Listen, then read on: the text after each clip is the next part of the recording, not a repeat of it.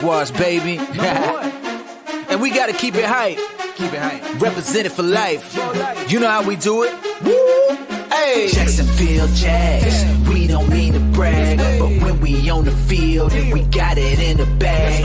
Jacksonville Jags. You know how we ball. Best believe it. Got the people screaming out, Duval. Jacksonville Jags. We don't mean to brag, but when we on the field, we got it in the bag. Jacksonville Jags. You know how we ball. Best believe it. Got the people screaming out, Duval. Okay, Jacksonville Jaguars. Too much for your crew to handle. This video is brought to you by BetUS Sportsbook and Casino. And what is going on, everybody? Welcome back into another edition of Club Jaguar, here being live streamed on YouTube, the X, and also Instagram. We are so happy to have you guys. And by the way, this stream is powered by BetUS. We'll get into some lines about halfway through this show. But with all that said, of course, we have a couple of guests with us. Okay, first we'll bring on out Jason from Jaguars United. What's up, Jason? What is up? I am pumped to be here tonight. Let's go. And also, guys, we have a new opponent in the arena. Okay, we have a new guest has appeared. Jordan DeLugo is out today with some doing some family stuff. So I brought in a well-respected guy, an X's and O's guy as well, a guy that knows way more about football than I do. I brought in Travis D. Holmes from Big Cat Country and also the Duval Dive as well. Travis, what's going on, my man? Man, I am doing well. I don't know about this whole know more than everyone else thing. I'm just let them think that I don't know ball, and let's just see how this thing goes. I appreciate that intro though. Well, absolutely, man. Yeah, it's good to have you. And like I said, guys, a lot of fun stuff is going on Jason and Travis's channel right now. Jason, we got preseason football now, so it's now Jason's bread and butter is back. Okay, he's out there posting film breakdowns. He posted one last night. How'd the show go, man? Somehow it ended up being 2 hours long. Probably because Travis was in my chat as Duval Dive, just correcting me on all my terminology, trying to make me look stupid in front of all my friends. So I appreciate that, Travis. That means a lot to me. Thank you. No, you were on it, man. I was just trying to add value. That's what a brother does. Come on. So with that said, also, so if you guys, this is the first of you guys seeing Travis, okay? Travis is very active on Twitter, but also, Travis is out there writing articles on Big Cat Country, and he also has his own show on the YouTube channel Duval Dive. So Travis, tell us a little bit about yourself, your background, and how you got into where you are today. Well, I'm a former cornerback for UCF for 4 years, and I spent a year at Northern Michigan University after that. Spent a year up there. I got 3 months of, I don't know what we want to call it, coaching experience, graduate assistant experience. You're cutting up tape. You're just doing grunt work. But nevertheless, coaching DBs at Northern Michigan University for 3 months when I got to coach under Matt LaFleur for a little bit of time before he was this huge guy. And honestly, at that point, corporate America called, so I took the money. And so for about 10 years, I was just doing my corporate America thing. And then eventually I'm like, I love football. I want to be back. And I'm already talking Jaguars all the time to all these circles. So why not? Let's go Big Cat Country. Hey, you guys have an opening? And they're like, yeah, come on in. We need an X's and O's guy. Come on back. And that's kind of how that started. And so we're 2 years back with BCC, and it's going really well. We have a lot of training camp updates and breakdowns of the game and recaps and things of that nature. So check it out. Dude, so I got to say, I got to bring on Travis more often because we got a $50 super chat in the building. He says, love the energy Travis brings. Fire emoji, fire emoji. That's what I'm talking about. Yo, Israel, thank you so much. That's very, very generous of you. Like I said, all money donated here goes right back into the show. Of course, a lot of stuff goes into the show behind the scenes, and we really appreciate that, man. And we got a really, really awesome show for you guys tonight. And the show falls on a funny time of the week because it falls on a Wednesday, right? So it's kind of like, is it too far past the previous game? Is it too early to preview the next game? But we're gonna kind of do, I guess, a little bit today. First of all, the Jaguars played the Kansas City Chiefs on Saturday night and was able to take them down 26-13. For whatever that's worth. I mean, I think the biggest victory for the Jaguars was that the Jaguars stayed healthy. I mean, that's really the goal of this preseason. But, Jason, coming away from, this Saturday night's game, what were some of your takeaways from it? I mean, it's hard to get a lot out of preseason. I mean, how much did we overanalyze preseason last year and look at how last year happened? I think we were 3-0 last year in preseason, and the season before, I think we were terrible in the preseason. We had a great season at the end, so it's hard to really draw a lot of parallels between what happens in preseason and what happens in the regular season. What you can kind of pick up is maybe some guys whose trajectory potential is kind of starting to point up with some guys that we hoped would. I kind of walked away thinking maybe our defensive backs are a little bit further along than we thought. I thought maybe Gabe Davis is going to give us more than we thought. Maybe Buffalo wasn't utilizing him properly. I really liked Chad Muma. I thought he'd had a great game. And again, I just kind of analyzed when like the starters or the rotational people were playing, and I thought he played a great game amongst other people. Tank Bigsby obviously looked good as well. So those two guys, I think, I think Travis Gibson really surprised me on how well he played. I didn't really know what to think about Travis Gibson, but after that game, I kind of have a little bit of hope now. So those are the things I'm going to try to draw from it. Like you said, the big things for me, we're injury free. We don't have any like players demanding a trade. That's good, right? So we have like all things working well for us. So I'm pretty optimistic with what I saw. I'm going to try to take it with a grain of salt as far as like what we can project from the season, but I'm liking what I'm seeing so far. Yeah, let's hear from you, Travis. What did you take away from the game? And to Jason's point, it's hard to take away it's hard to get to create takes based on whole units in preseason. And again, they're normally not scheming. It's so you almost kind of have to isolate it down to individual players. So last year, Calvin Ridley, and I'm not to bring up old stuff or pull band-aids off, but last season, one of my takeaways leaving the preseason was that's weird because Ridley never freaking capitalized on any of these deep balls. Whether it was training camp, whether it was preseason, it was always that one little thing that I was just hoping to see. And then that was something that materialized doing later in the season. So for me, it was always something like, even with all of his greatest plays in training camp, Tyson Campbell covering him, all these things, it was always these shorter routes. Whenever we said Tyson did well in clamping him up, it was because it was a longer route. And we were like, all right, cool. That's just something I just want to see. So I would say the same thing in this vein. I don't generally judge the units, but I judge individual players. So for instance, we know now, I think we can objectively say Blake Hance might not be the greatest as the backup left guard. I think that's being fair right now. Mitch Morris may need some time. I'm not going to make these like huge, proclamations or anything based on one game or one series, really. But he did have a rough first drive. He got drove back on numerous occasions on the run game as far as that's concerned. Cool. Not great, especially with what came out of today's joint practices, which we'll get to later. But okay, cool. And overall, Trevor is Trevor, and he'll be generally fine. But he's not going to be perfect. There's going to be some misses. It's kind of that's what you're going to get. You're going to get that. He's Bitcoin. He's to the moon, or he's all over the place. That's kind of what that's going to be. I like that. I like that. Yeah. So at the end of the day, as far as offense was concerned, that was great. And again, I was always happy to see Travis Etienne do his thing in the passing game because we have this thing on the Duval Dive Mega, make Etienne great again. Get him involved in the passing game. That's always going to be great for me. But as far as defense was concerned, to Jason's point, Travis Gibson, we want to see a third pass rusher. So seeing him have the production that he had in this game, awesome. Muma, great job. Terrell Edmonds, I'm a big fan of DBs. I'm a former DB myself. So from me seeing a guy who gets 2 fumbles forced in the game, man, that's awesome.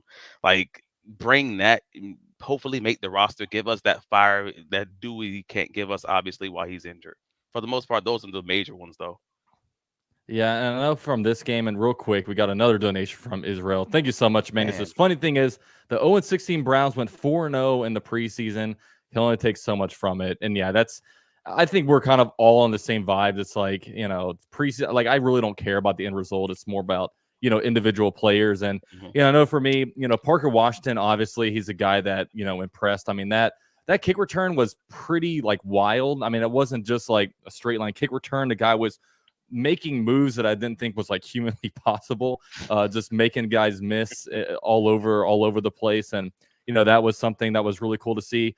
Yeah. Also, it was cool seeing like Gabe Davis be able to go out there and get a nice reception in the middle of the field. And, from being there at the Jaguars, training camp practice today, which we'll get, into a little bit later, it really does seem like Trevor Lawrence and Gabe Davis are forming some kind of connection. And I like the fact that they're going in the middle of the field a little bit, because I know last year, it felt like they just weren't utilizing the middle of the field much at all. A lot of it was trying to go outside and things like that. So, that was something that was, really cool to see. The interior of the offensive line, obviously, that's a little bit scary. Brian Thomas Jr.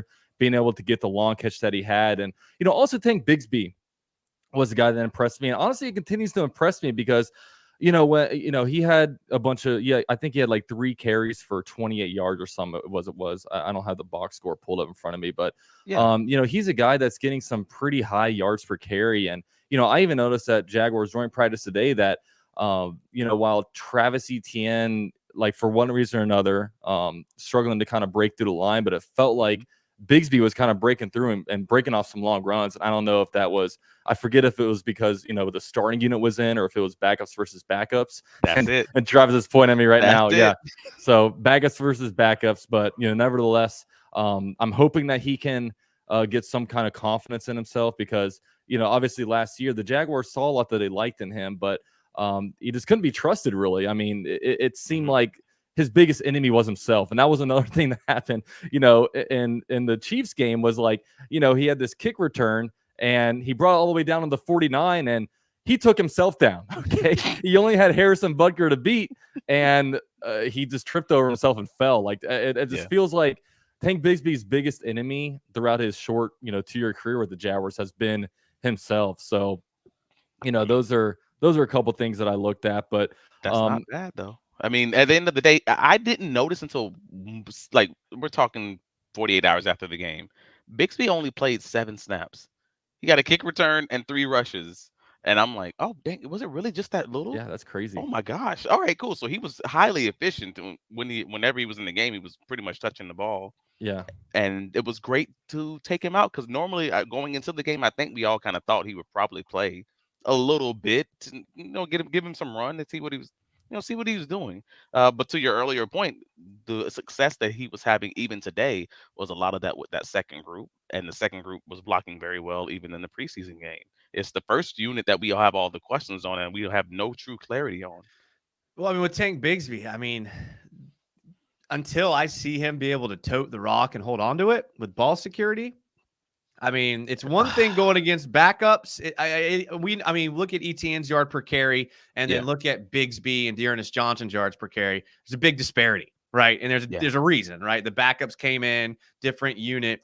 When these big boy starters come in and start punching at the ball, it's a little different than when these guys trying to make the team. So I'm holding out hope, but I got to see this guy secure the football. And that's any coach will tell you can be the greatest athlete on earth. If you can't hold on to the football and you fumble, you are useless to our roster. So hoping for good things, but until he shows me ball security and an actual game, I'm going to reserve my hype about him until I see that, because that's what killed him last year more than anything.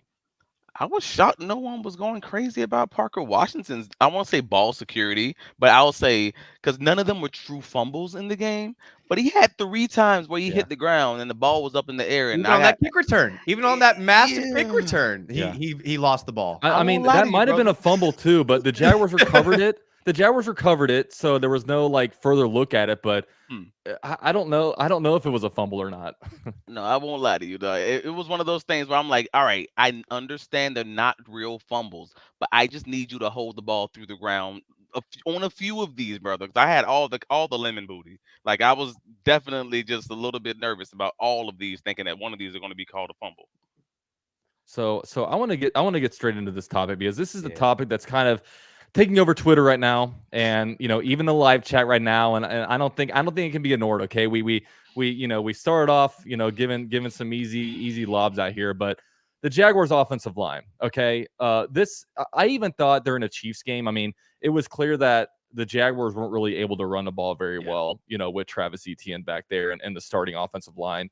And, even when Trevor Lawrence dropped back, like he honestly, he only played 2 drives, but he still got hit a little more than I would have liked to of him that got hit in a preseason game. So, and today, like at joint practice today, which we'll get into a little bit later, like I said, but everything looked awesome. The Trevor Lawrence wide receivers, some stuff from the defense looked great, except for the offensive line and the running game. And a lot of these, Trevor Lawrence connected on all these deep balls to Brian Thomas Jr., but maybe only half of them would have actually happened in the game because, Trevor Lawrence would have got sacked. Yeah. And the offensive line, when it comes to like actually running the ball, they're trying these stretch plays. It's just getting gobbled up. They brought a tight end into the backfield. That didn't work out well for us. I know Jason. I know Jason's take on the offensive line. We'll get to him later. Yeah, but let's hear I don't even know if I even want to talk about this, to be honest. I think we should defer. I mean, you guys were there, so like, you guys saw it today with your own eyes. Is it obviously it's a problem? Yeah. What do you guys think the solution is or could be? Like, what do y'all? I mean, y'all saw it today with your eyes, and what do y'all? You're asking what the solution is. I mean, the solution is go back, 6 months and revamp your free agency plan. Right now. But if that's not a real solution, this goes down to scheme, and I say scheme because I can't say players. Why not? Well, because it goes hand in hand. Like no, it doesn't. Well, last season. No, it doesn't. Absolutely, it doesn't. All right, you have the best scheme in the world. You could have Bill Belichick. You could have Andy Reid. But if you got some turnstile out there with no upper body power, it doesn't matter what scheme you're running. I hear you. However, this feels purposeful. And this is why I say scheme. And I'm not trying to say like this scheme is why they suck so bad. But this is to a point where it's so egregious where I have to believe that this is a purposeful point. Like, hey, we're going to have a not terrible, but just pretty much bad offensive line. We only need the 20th ranked offensive line because we know we're going to get the ball out of our hands before 2.5 seconds consistently. We'll be okay. 2.2. Yeah, 2.2 is the actual time. Just so you know, it's 2.2. Because it feels purposeful, a lot like it feels purposeful for the Miami Dolphins. So we know it's going to be quick in our scheme. Right. We know it's going to be a quick ball out of our hands. We'll be okay letting Jawan Taylor go, which has actually worked out to be kind of a smart move, honestly. He got hurt today. Yeah, I mean, so we understand that this is going to not be great, but we feel like we can finagle and scheme up a good running game when the season matters, when it counts. That's what it feels like. Because if that's not what it is, then this is obviously blatantly, gratuitously just bad management. Like building the team, roster management, as far as that piece is concerned. So I have to just believe these guys know what they're doing, and this was just. We know it's going to be rough at the start, and it's going to get better in the first few weeks, which is what Mitch Morris said. To be fair to him, he's told Brian Sexton of 1010, of Jaguars.com, the night of the game of the Saturday scrimmage, that basically that he doesn't expect the timing and the cohesion as far as the running game was concerned to be where it should be until week 2 of the regular season. That's what he stated to him. And I'm like, Lord, all right. If you can promise me that it would be good, I will take that deal. But do I believe that? Nah, not really. But sure. Cool. Give you the week 2. Fine. But it was not good today. I mean, Dalton, you were there, bro. Like, it was not good if you're talking the one-on-ones. It was not good if you're talking the rushing game. It was not good if you're talking the passing game, which you said half of the big completions wouldn't have counted in the game situation. Yeah. I would say none of them. Yeah. Legitimately. And I wrote it on the article of Big Cat Country. I don't believe I saw one real, big play, 20 plus yards down the field that was actually something that would have counted in the game because they had that many pressures or that many sacks. Yeah. Sacks. No, it was depressing just because, like, man, Trevor Lawrence today was threading it, man. Yes. Like I've never, I don't think Trevor Lawrence has ever had a better practice than today. I mean, I haven't been to a lot of practices, but like with the practice that Trevor Lawrence had today, I'm willing to bet that he's never had a better practice than that today. I mean, he was threading the needle. He was making every throw. He made one throw that, like, just over the top, of the first zone. You saw that one over to his right. Oh That's my that's God! the Like, Brendan Strange catch. oh I can't man, say that the route, but towards the sideline going across the field. You can just figure it out. just beautiful, like right in between the two zones, like and this is red zone work. There was one video that 1010XL had a pretty good video of it today. Like, he threw it a spot to Evan Ingram where only Evan Ingram could catch it. And obviously he had to turn around and get it, but it was just That's the it was touchdown. incredible. But it's like, all these things can be great. We can have a great quarterback and wide receivers, but dude, if this offensive line isn't holding up, if Trevor Lawrence only has, this much time to throw it, then Brian Thomas isn't going to be able to, run deep. That play isn't going to be able to develop.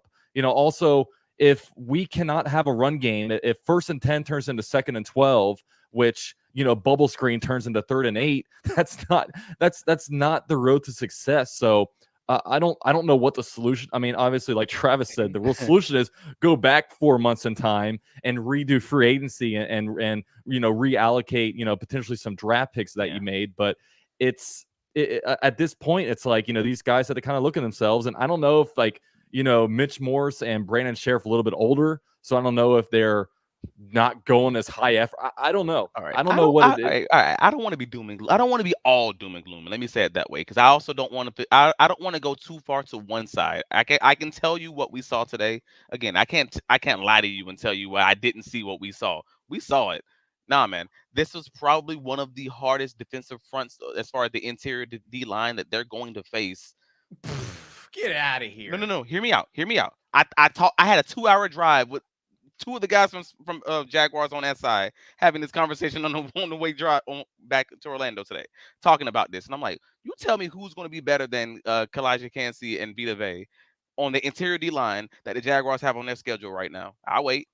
I mean, let's go postseason and Chris Jones. If we reach the postseason, Chris Jones is one guy, and he's a good guy. But Vita Vea is also. If he ain't there, he's damn near close. I mean, you're getting locked in on this facade that for some reason we only have to block the 2 guys that play between the guards. When in reality, we know defenses don't work that way. You have to block blitzing linebackers. You have to block stunting DNs. So then you start looking at teams like the Texans. You look at teams like the Colts. You look at teams that have defensive linemen, and it's not just let's just cherry pick teams that have good defensive tackles. It's any team that can scheme up any type of good blitz. Anything inside, basically. Anything inside, basically. Is that what you're saying? Yeah, I'm saying you can't do. I mean, it's not. I mean, yeah, Vita Vea is good, but I mean, Vita Vea is not the best D tackle in the league, right? And he's up. I mean, he's up there.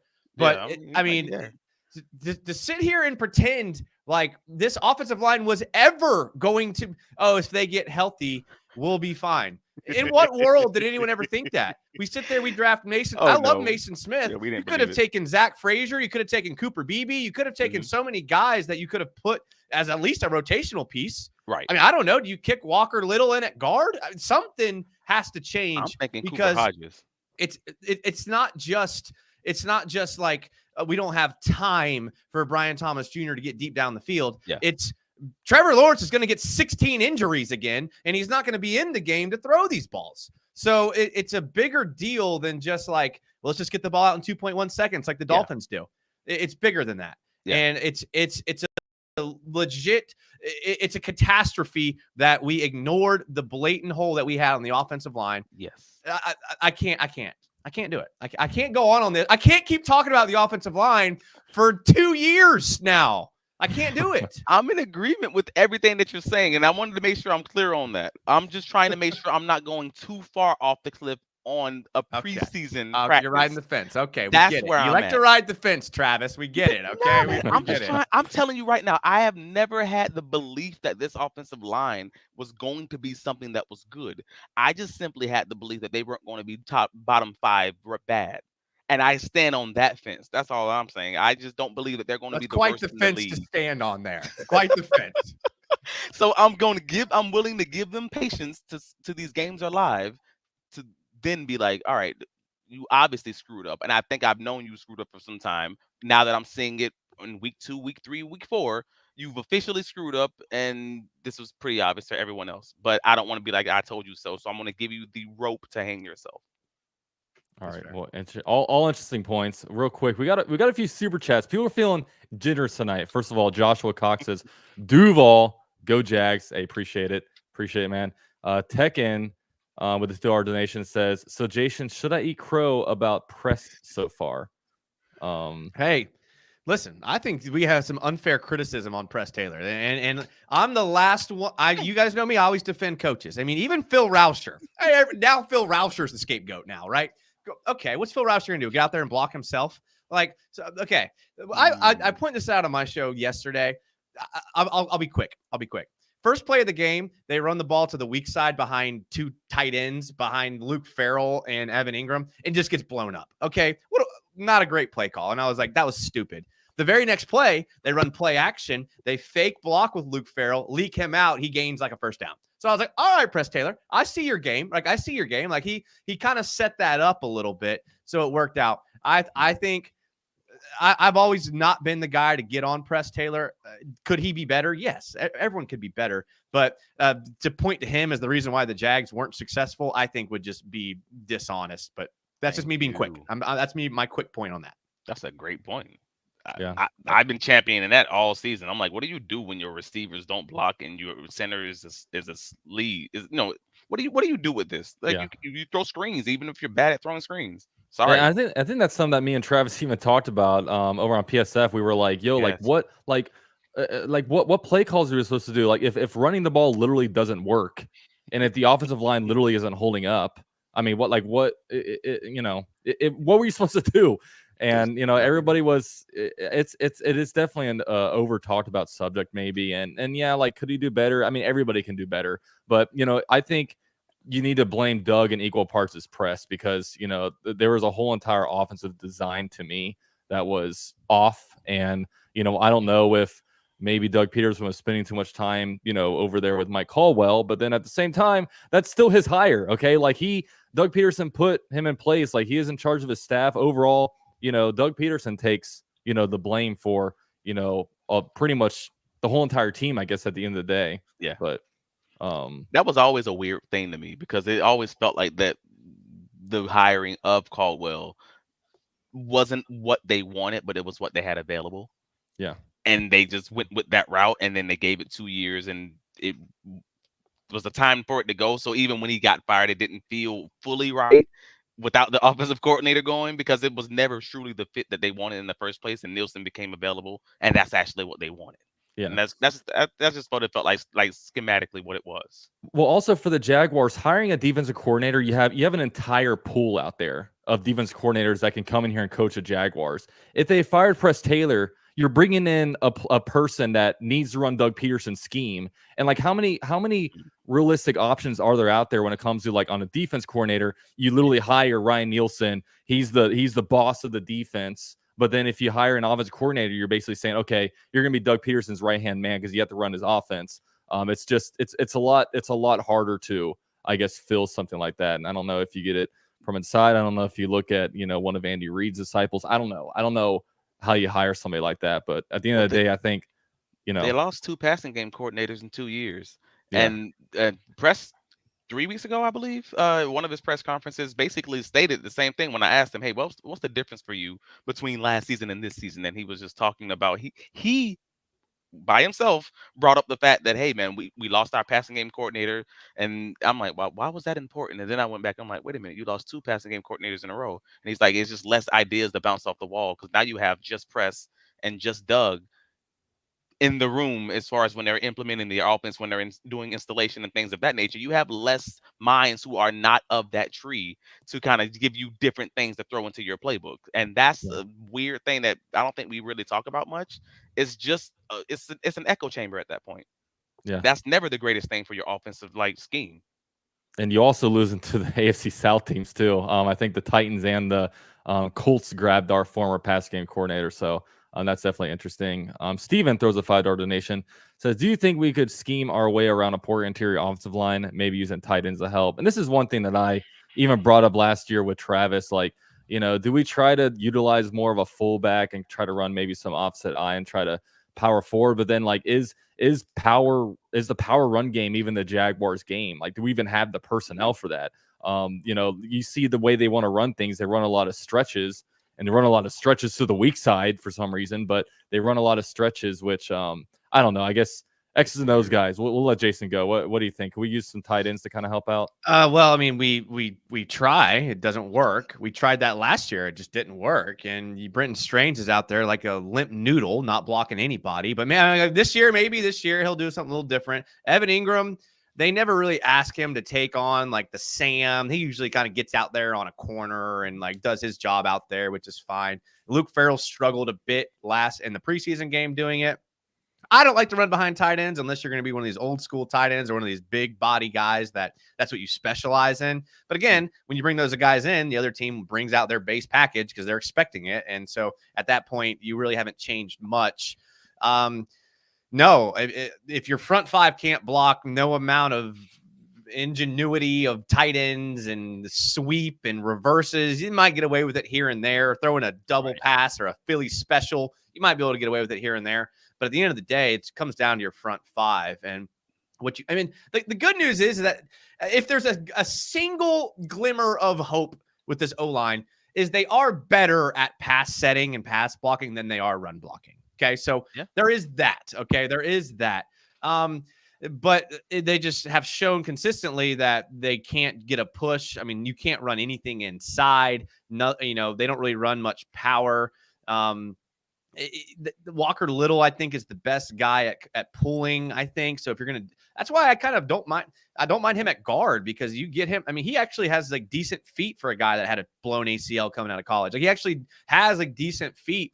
And I think you could get away with some of that. I'm never a fan of the outside zone. I just never have been. So I'm a little biased. I think and Travis might disagree with me here. No, I'm agreeing with you right now. I'm church clapping right now. Yeah, I've never been a fan of the outside zone. I mean, if you're going to do anything to the outside, you can get creative with it. Throw the tunnel screen, throw the swing pass, get your running back out on a nickel corner, not trying to beat the edge with a tight end blocking on a linebacker. That's just me, and that's kind of where the NFL has gone, depending on your personnel. I think their biggest hope, and maybe I've come full circle. Maybe Travis's initial comments have sunk in about maybe they're not clicking yet because they're not trying to run their scheme yet. I'll buy into that. Maybe when the regular season starts, these guys get it all together and they can, if you can just get 2 to 3 yards and just don't freaking hold and set us back, then we could be okay because we have such a talented passing game. I need to see it before I'm going to sit here and be comfortable, I guess is the only notion I'm trying to make. Yeah. No? I mean, at the end of the day, you have 5 offensive linemen. You can't put lipstick on a pig. That's your offensive lineman. Your offensive line is only as good as your offensive line, right? So you got to go out there and, let them do their thing. So real quick, guys, as you guys all know, this stream is powered by BetUS. And last week we went through some, different items when it comes to some bets out there, but I got one for you guys right here. We have AFC South odds. Okay.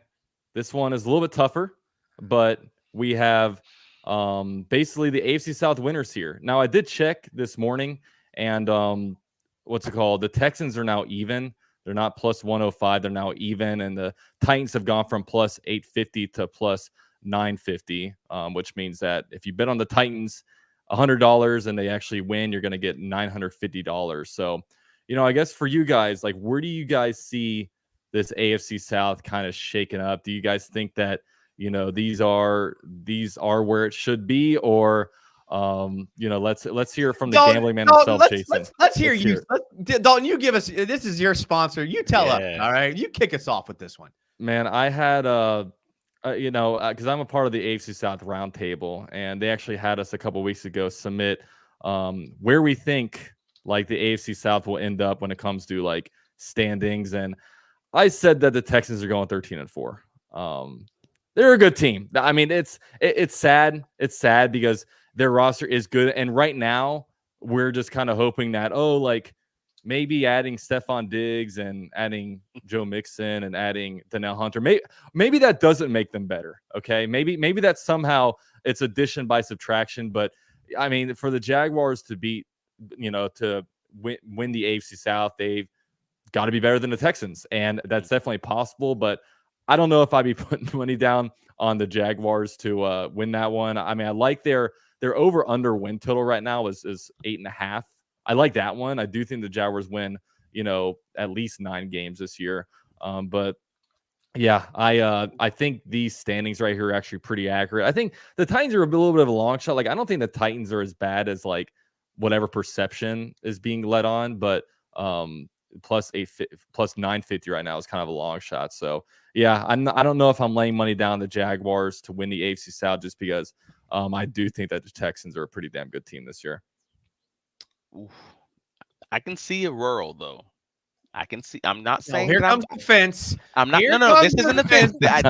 This is not a on the fence. fence. This is So a he's betting. right This is either a way. betting I love it, conversation. Travis. No, this is a betting conversation. Okay, all right, So, all right. I can think the Texans are going to win all day, but if I'm betting my money, is it worth me making that bet? Yeah, not for $100. Not just no. But if the bet that's worth taking to me is the Colts.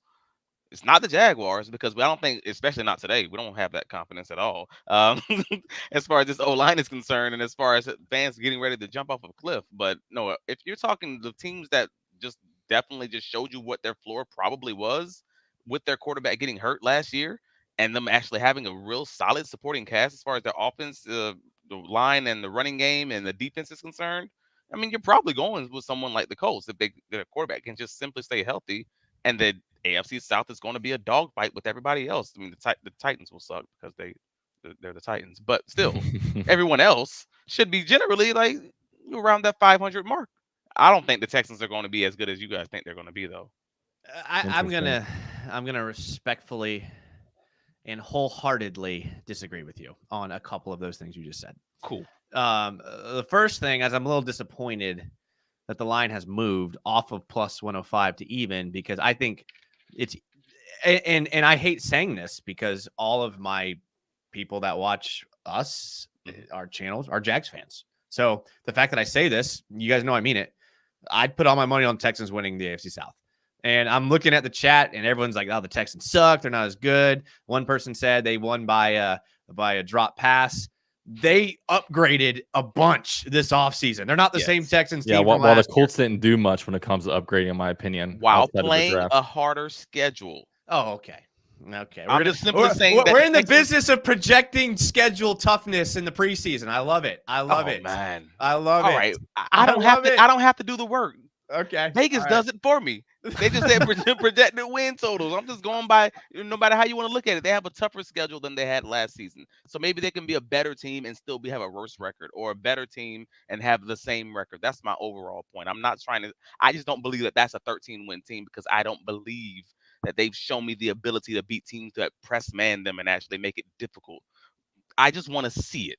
Everything right now is because you haven't seen Stephon Diggs on the roster. I mean, Stephon Diggs fell off a cliff last season. I just don't know if I believe it. The whole team did. The Buffalo didn't. They actually played better when they stopped beating Stephon Diggs. I think it was more the offensive coordinator change than it was the Stephon Diggs. Fair. Right. They lead to the run game. I mean, I think the Texans win the division. Doesn't mean the Jags can't make the playoffs. It doesn't mean the Jags can't beat the Texans. I can see the Jags beating the Texans in the regular season, because when you get into these AFC South rivalries, anything can happen, as we saw last year when we played the Texans the Titans at the end of the season. So as a gambling guy, I'm a gambler. I'll admit it. Right. I'm betting on the Texans to win, and then I'm throwing a little bit of money on the Titans to win. And I just because of the odds. And I think that I like Will Levis. I think he's a better quarterback than people give him credit for. Really? Just when you watch his mechanics in the pocket, his arm strength, he doesn't make a ton of bad decisions. He did in his first game. I know his first game, he's 4 picks. But if you move past his first game, didn't make bad decisions. If DeAndre Hopkins was healthy, I'd feel a lot better about that bet. But at plus, at plus, we said 950. Yeah, I'd throw a flyer on the Titans just because you never know. I mean, the AFC South, it's impossible to predict from year to year. You never know who's going to win. You never know who's going to be good. So if I'm putting a little flyer bet, I'll throw it on the Titans, as much as I hate them. But they did some upgrading in Arden Key getting injured, not injured, but the PED suspension. It's just, I hope that the Jags are way better than the Texans. I want everyone to hear me there. I hope that happens. I'm a religious guy. I'll pray for it. Okay. I'll pray for it. I will pray that the Jaguars are better than the Texans.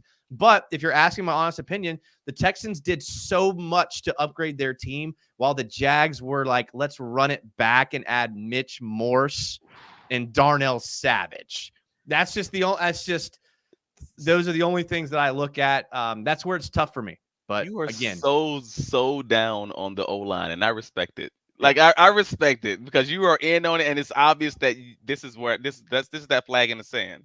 And I'm a trenches guy. I'm a for it. trenches guy. I am a trenches guy. D-line, O-line. I don't give me practice squad guys everywhere else. Win in the trenches and you win. No, I'm here for it. But I believe that my perspective is that this team is still, generally speaking, this team that can beat a lot of teams because most teams don't have those solid trenches. They don't have those top, let's say, 5 to 10 guys on the interior D line or to kind of control the line of scrimmage. I think they can do enough schematically with Doug, with Trevor, with the passing game, and with the defense that I think that they can still be a 500 is always going to be the minimum as long as you have Trevor and Doug. So everything else is just how can you win in the margins? Can you win that 1 to 2 games throughout the rest of the season? Can you split those kind of somewhere against Houston, like you were stating earlier? The potential of winning one of those games. And that's really where I am. I'm actually pretty much in agreement with you as far as the state of the O-line and such. I just believe that they can win 1 or 2 of those games and kind of make this thing difficult. Yeah. In the AFC South, I mean, it's really, really interesting because obviously right now all eyes are on the Texans. And last year we were in a situation where all eyes were on the Jaguars. And, we don't know right now if how we haven't seen the Texans win consistently. And, we don't know how all this hype. I mean, whenever these players are looking at power rankings and stuff, they're seeing themselves in the top 5. When they look at different analysts' Super Bowl picks, they're seeing them in the Super Bowl. Does that change their preparation at all? CJ Stroud, we're seeing him go into his second year. We haven't seen that much football from CJ Stroud. What we saw his rookie year was some good football, but we haven't seen prolonged football from him. And, do all these additions, does that, truly move the team forward? Or, is there true synergy when it comes to that? We'll just have to see. But, I know for this, I'm probably staying away, from, maybe betting on the Jaguars because I don't ever bet. Jason's over here putting money on the Texans. I ain't never putting any money on the Texans, okay? I ain't never going to do that. But hey, listen. I ain't gonna turn down money. You know what I'm saying? My fanhood, I'm not gonna turn it down. So that's all I'm saying. Man, So, 11 years in a row, I bet $100 on the Jaguars to win a Super Bowl, and this was the first season that I didn't. Like, so we're gonna win. 11 so we're years gonna win. straight. So that means we're gonna win it. Yeah, that means it's my fault. You're right. So it was your fault, Travis. Okay. I'm glad we got to the bottom of that one. But we'll say, every week we go through different lines on BetUS over here. And one line that you guys can go on is that the Jaguars are 3-point favorites against the Buccaneers. And the reason why I say that, okay, I'm not just some like preseason degenerate gambler, okay?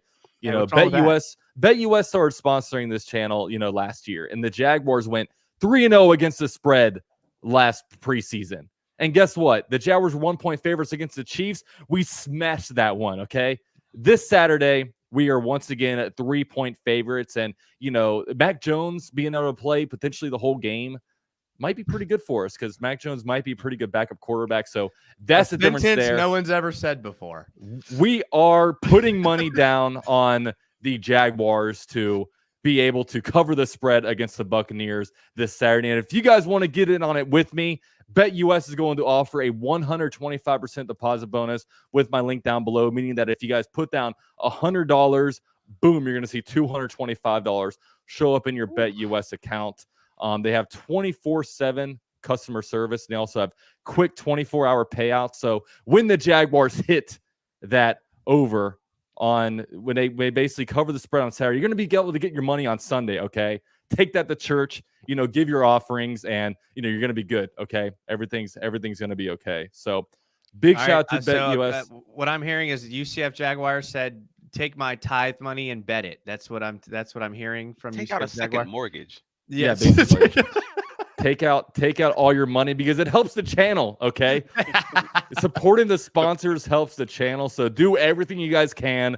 If you're under the age, no, I'm joking. I'm not gonna say that, but I don't want to get in trouble out here. Okay, I'm notorious for saying stupid stuff on Twitter and stuff, accidentally getting myself in trouble. So I'll keep it there for now. But like I said, thank you to BetUS for sponsoring Club Jaguar. We really couldn't do it without you. And with that said, I do want to move on to our next subject, and let's talk. I do want to talk a little bit about just kind of the emergence of Brian Thomas Jr. over the course of really this training camp and everything, because I know at first, there were some people that were a little bit like, oh, should we be concerned about, the way he's looking? I guess things were a little bit slow. I wasn't at these practices, so I can't, say anything to attest to that. But it looks like, at the practice, the first time I saw him was in the preseason game, and that long ball that he caught, it wasn't just like some, nice little drop in the bucket catch. He went out there, it was underthrown, he was pass interfered with, and he came down with a catch, a big 1-yard haul. And, we didn't really see a lot of deep threat action last year then. If you're at practice today, Brian Thomas Jr. wasn't able to be covered downfield. He was, torched them in a lot of senses. So, I guess with Travis, you've been at a bunch of the practices. Yeah. What are your thoughts, I guess, overall about how Brian Thomas Jr.'s offseason or preseason is going? So I had this dispute with someone else in the media just because I've always thought this is who he was. And the reason we weren't seeing him is simply because the team was leaning in on trying red zone. They started with the thing that they were worst at the previous season, and they're doing it against a Ryan Nielsen press man defense who's in the middle of an install, and sometimes they're running the plays for a second and third time. So by the second and third time, the second and third groups already know what's coming. Well, it's going to be a little bit difficult if you're a rookie coming in trying to figure out your options against the different coverages and things of that nature. Not only that, you're a wide receiver who's been brought in to be I'm going to say to be a deep ball specialist, but that's one of your main traits. I'll say that. And they're not really doing any of that. They didn't do any of that essentially for the first 2 weeks of the season. And when they finally started getting acclimated to doing it, Trevor may have been overthrowing him on a few occasions, trying to get used to his speed, or underthrowing him for that matter. So now he's finally hitting him. I don't know that it's that BTJ needed all this. It was just that they put him in some rough situations for things that he wasn't necessarily brought in to specialize in. And they're saying, hey, if you can grow from doing these more difficult things, we'll get to the stuff that's easier. It's easy to pick up deep balls, get open, I'm going to hit you. That's the easiest thing. And now we're just finally getting around to seeing it, and I think it's glorious. What are your thoughts, Jason? Yeah, admittedly, I'm someone that I'm not a college football junkie. I watch every Gator game, I watch every FSU game, and then I watch whatever the primetime game is on the Saturday night. I'm not one of these junkies that would know. I didn't watch a lot of LSU, so I didn't come in thinking that he was going to be bad. I didn't come in thinking he was going to be good. I really just kind of had this like neutral approach to kind of wait and see. And what I've seen so far has really impressed me, whether it be at the camps, the practices, the joint practices, and even in the preseason game. I'm a believer now. And I was someone that was staunchly wanting offensive line in the first round. Like, it's hard for me to say this was a bad pick. It really was. And giving Trevor a weapon of what it seems like this magnitude seems like a home run pick. So I'm super excited to see what he can do when he gets into regular season games. The way he's been dominant, even in just a little bit we've seen, it brings me a lot of excitement. And the way, they didn't put any rookie on the depth chart in the starting slot. In fact, they punished them for being rookies, except for Brian Thomas Jr. They put him right there in the starting wide receiver slot. So they obviously have a lot of faith in him. So I'm really excited about this pick. And, for all of Trent Baalke's faults and inabilities to address positions of need, he does typically hit in the first round. So I'm excited to see what he can do here. And, I'm optimistic, not even cautiously optimistic. I'm just straight optimistic. Yeah.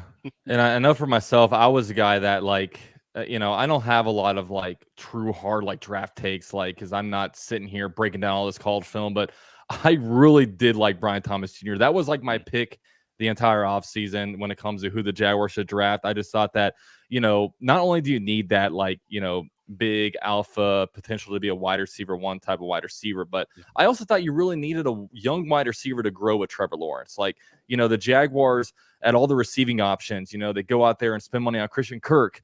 Evan Ingram's kind of a slot wide receiver. You go spend money on, Zay Jones, like Gabe Davis, all this money is being spent, but where are the guys that have been drafted? I mean, maybe like Parker Washington was the first wide receiver outside of I don't even remember his name, but it was Jalen Camp. Jalen Camp was drafted. And then the next wide receiver drafted was 2023 and Parker Washington. Yeah, the 6th round. So not a lot, really no real investment there. I don't even really consider a 6th round pick that much of an investment. But, he's a guy that now the Jaguars have a guy that has the potential to be a wide receiver one. We've seen his vertical ability, but what we haven't seen, what I'm kind of excited about, is potentially his horizontal ability, because I do believe that this is a guy that can catch the ball on a slant route and take it 50, 60 yards to the house. I mean, he has that ability, and that's what a big thing that I was wanting. And that's one thing that the Jaguars were kind of missing, was a true home run guy that can kind of do it all. And, he's a guy that I think, has the potential to grow into that. And you also look at these NFL drafts, and, wide receivers are really found all over the place. I mean, if you look back last year at kind of the top receivers, I think 2 or 3 of them were 1st round picks, but then AJ Brown was a 2nd round pick. You had Amon-Ra St. Brown, a 4th round pick. I think Puka Nacua was a 5th round pick. So these guys really are kind of found all over the place. And, having that investment there, being able to move back 6 spots to get him, I'm super, super excited to see him. And I'm excited to see kind of somebody, even though Trevor's going into his 4th year, finally a young wide receiver that's kind of able to grow with him. And I really do think that the sky is the ceiling for him, and I'm excited to kind of see. I don't know if we're going to be able to see him play at all on Saturday, but if you're going to joint practices tomorrow, I'm sure you're going to see a lot of action out of him.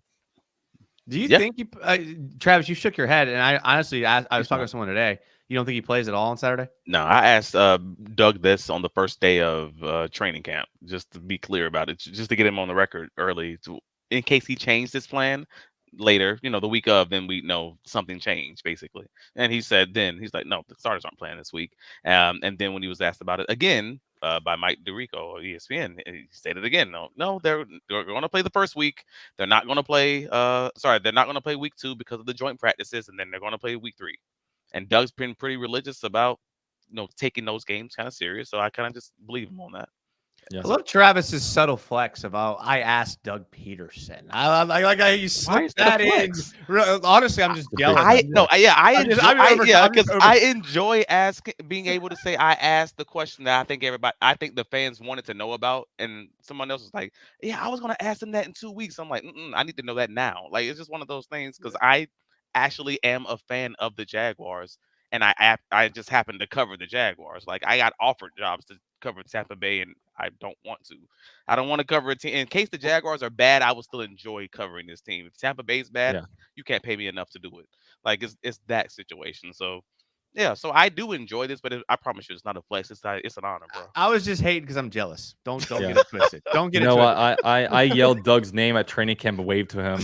Didn't wave back, but it was a cool opportunity for me potentially. But like we were saying earlier, guys, not many starters playing. Actually, not any starters playing on Saturday. But the real, the real highlight of this training camp preseason was today. And if you weren't able to go today, if you can somehow go tomorrow, go. I mean, this was awesome. I know, I went to joint practices when the Jaguars hosted the Buccaneers back in I don't know, what was 2016 or something. It was way longer. It might have been 2015, but it was just different because today it was really it was all business. It was 80-90% just 11 on 11, 7 on 7s. They were going out there and really working on getting actual true controlled reps, and it was awesome. And it was cool because everything was staggered.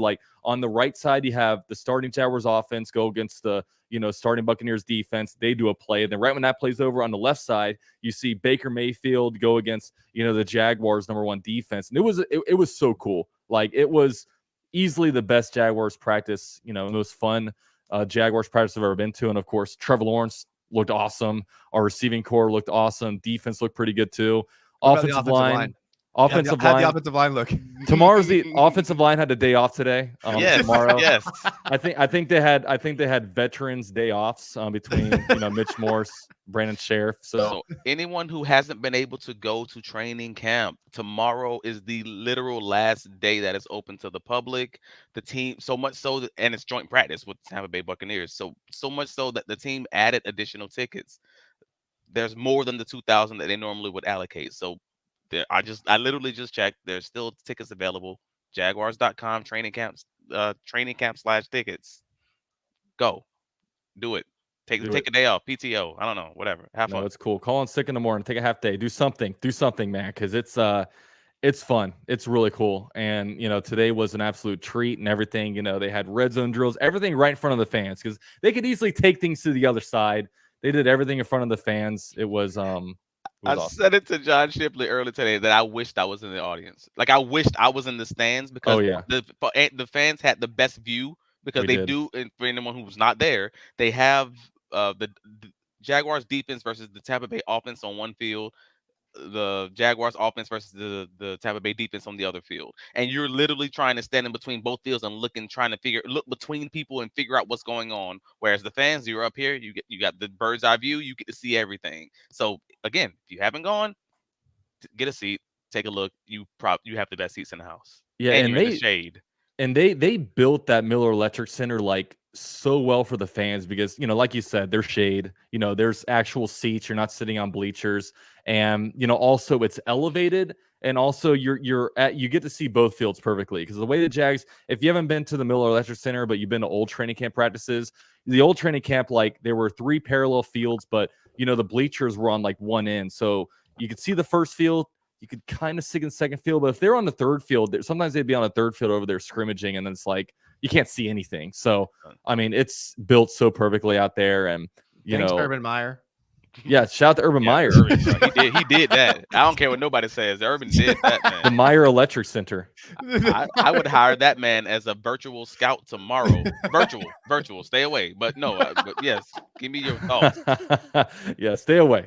We don't want you doing any Urban Meyer sketchiness. But yeah, he was instrumental in that. I mean, he kind of kicked Shad Khan in the butt and kind of told him, hey, we need actual state-of-the-art facilities. And I like that was when the shovel hit the dirt on that whole thing, I was like, okay, the Jaguars are in Jacksonville to stay because that was all funded by Shad Khan. And then now we have the new stadium coming in, $1.4 billion. The Jaguars were locked in for the next 30 years. So it's all of us here are fans. It's a great time to be a Jaguar fan because we don't have to talk about London or where the next city is. We're locked in, baby. We're locked in. So there's no better time to be a Jaguar fan with a new stadium. We got the quarterback.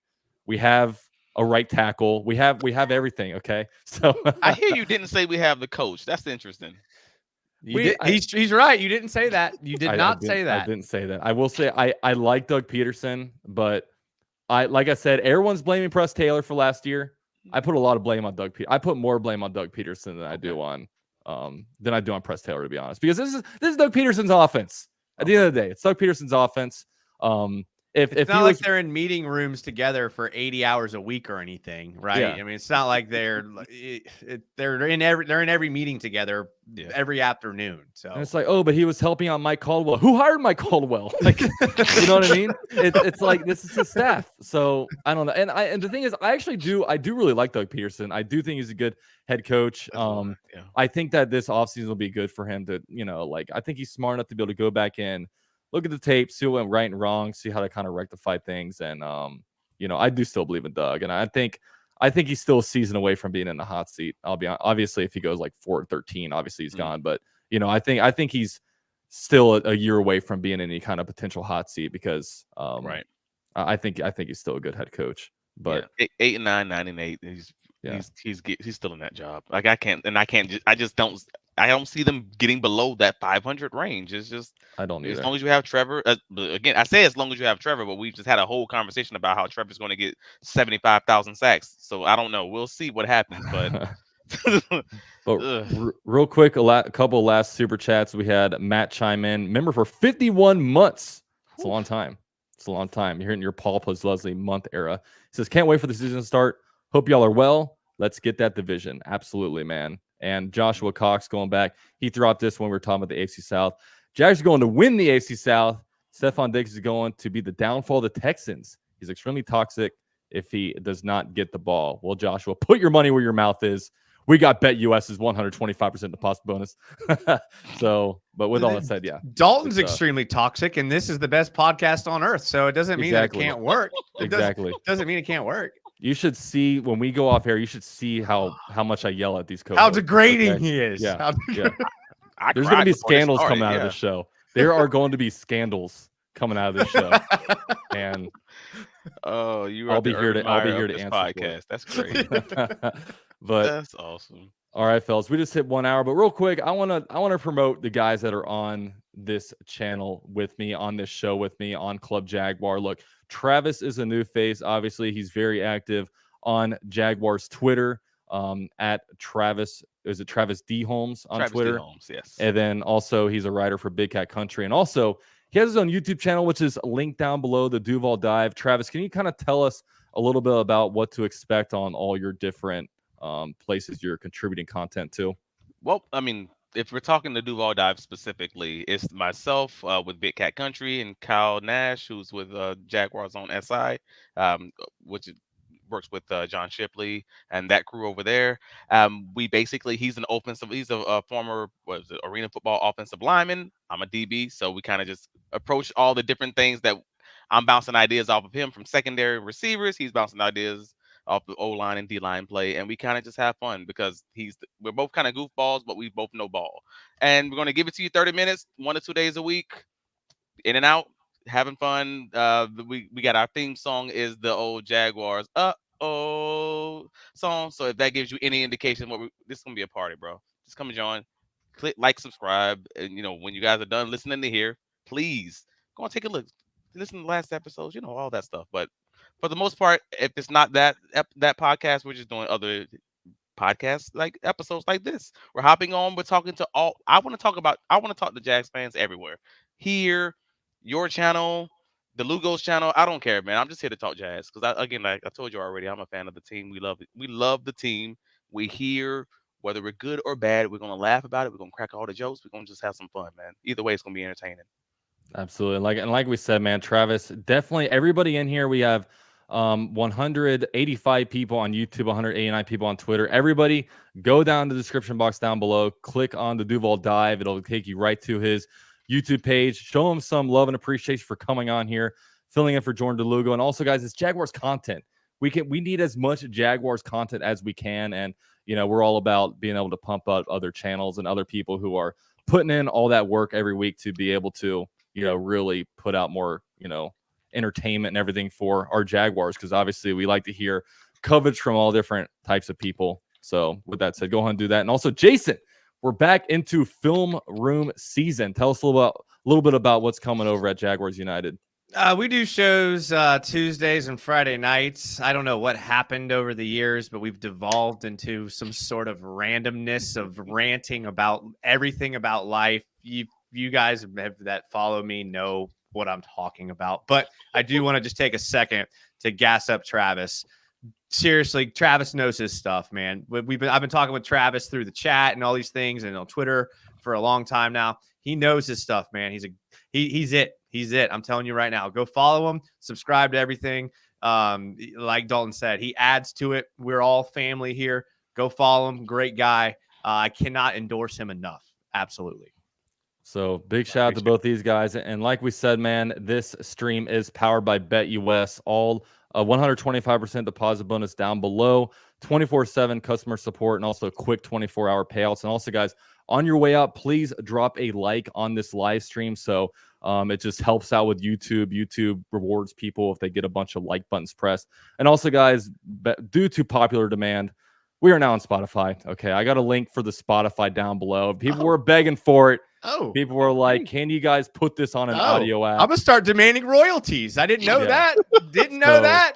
So yeah, I got cyberbullied into doing it. Yeah, I'm a weak man. Okay, I'm a weak man. Okay, so I made the Spotify. So we're trying to get all over the place. We got 191 people on Twitter, 169 on YouTube, Wow. one person watching on Instagram.